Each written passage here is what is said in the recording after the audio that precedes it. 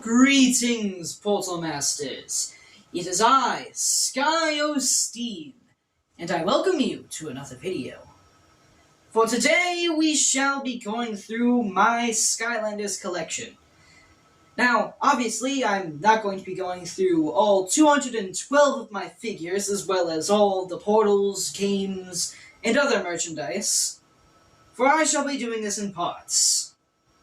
Today, we shall be starting with the first, Skylanders Spyro's Adventure, or SSA, as some will call it, to shorten it. Now, you're probably wondering if this will include Series 2 versions of Spyro's Adventure Skylanders.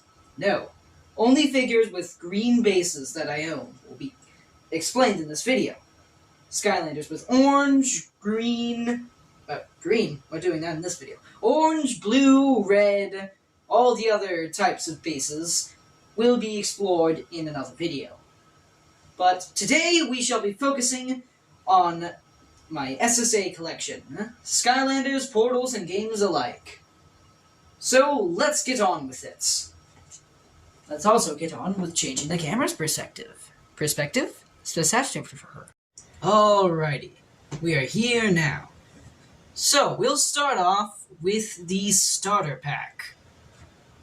Now, as we know, we have our original 3, Spyro, Gilgrunts, and Trigger Happy from the original game. Now, all 3 of these came in the starter pack, as well as the original portal. Now, fun fact about this portal, this isn't actually the one that came in my starter pack. The original one that came in my starter pack got soda or some miscellaneous liquid spilled on it, and it ended up ruining it. Also, the pad was all sticky, and at the time, we didn't want to go through the trouble of wiping it off with Kleenex, apparently. I don't really know entirely what happened, because I was quite young, but we have this one now. Now, with this also came, if you'll allow me to grab it real fast,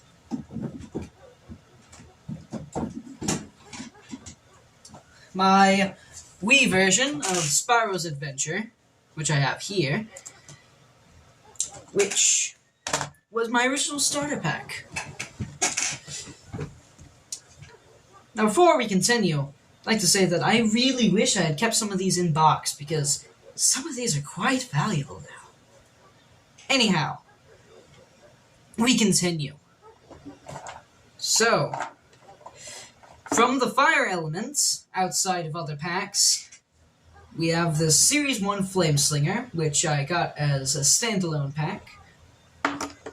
From Tech, we have Red Drill Sergeant, which, well, I don't really like chase variants. I think he's one of the only ones I have.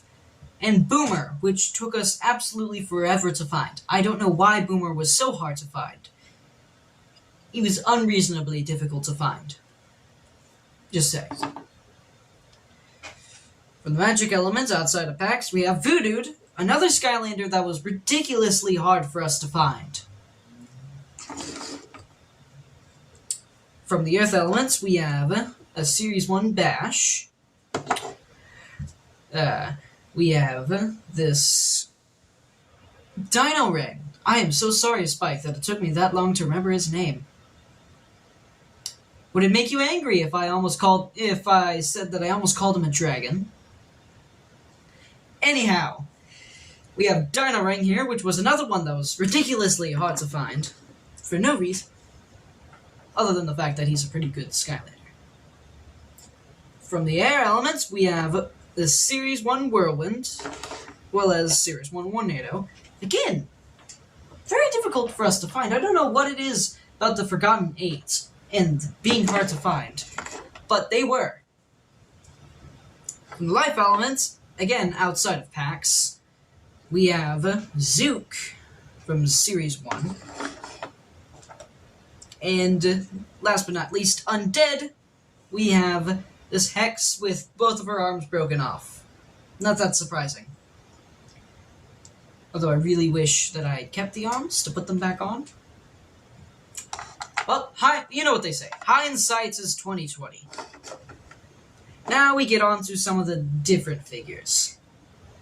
We'll go for variants first.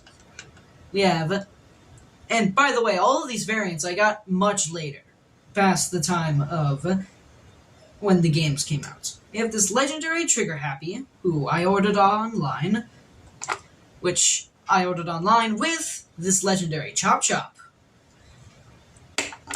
And then we have this Dark Spyro here. Interesting story. We found him at a library? I want to say it was like a library. He was just there.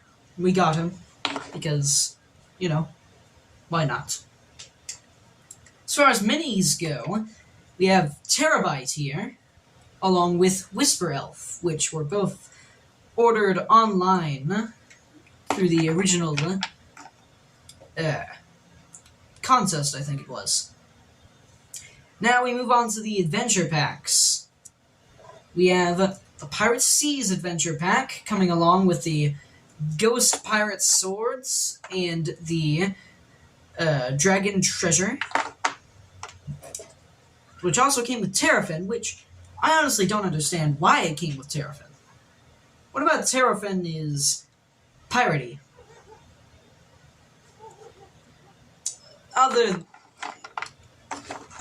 The other adventure packs have characters with them that make a lot more sense. Like the Crypt I have here.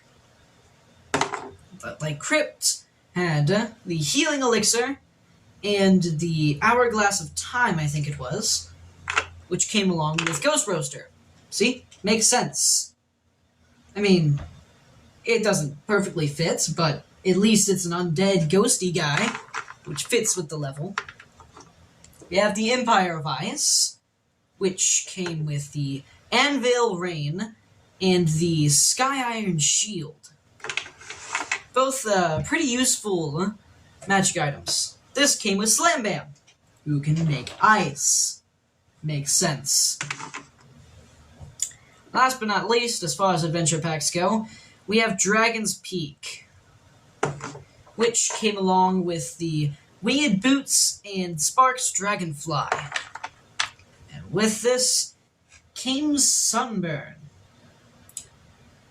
Sunburn makes a little bit of sense for Dragon's Peak, but not too much.